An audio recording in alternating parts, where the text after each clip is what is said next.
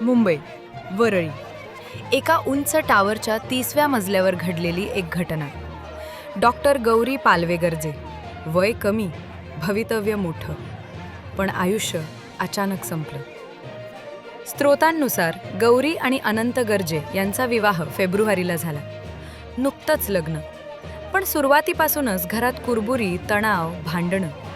कुटुंबियांचा आरोप, अनंतचे दुसरीकडे संबंध असल्याच्या शंकेमुळे गौरी सतत तणावात होती. घर बदलताना काही कागदपत्र सापडली. स्रोत सांगतात 2021 मधील एका गर्भवती महिलेच्या गर्भपाताची कागदपत्रे. पती म्हणून नाव अनंत गर्जे.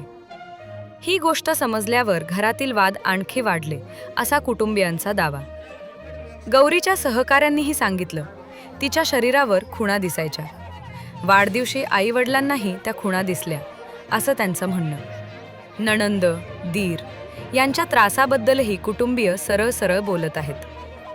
घटनेच्या दिवशी काय झालं? तपासात मिळालेल्या माहितीनुसार घरात जोरदार भांडण. अनंत म्हणाला, मी तर मरेन, पण तुलाही अडकवेन. नंतर तो पंकजा मुंडे यांच्या कार्यक्रमासाठी घराबाहेर पडला. कोस्टल रोडला जाताना त्याने गौरीला फोन केले, पण कॉल उचलला गेला नाही.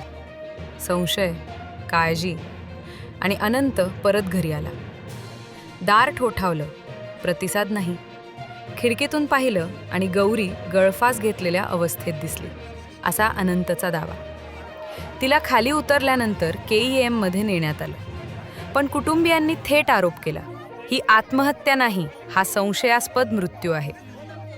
तक्रारीनंतर वरळी पोलिसांनी अनंत, त्याची बहीण शीतल आणि अजय गर्जे यांच्यावर गुन्हा दाखल केला.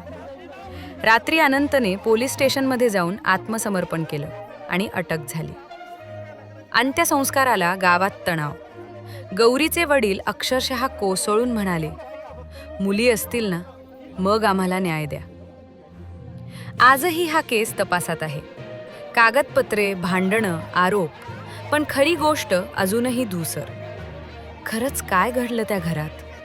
आणि सत्य कोणत्या बाजूला उभं राहील?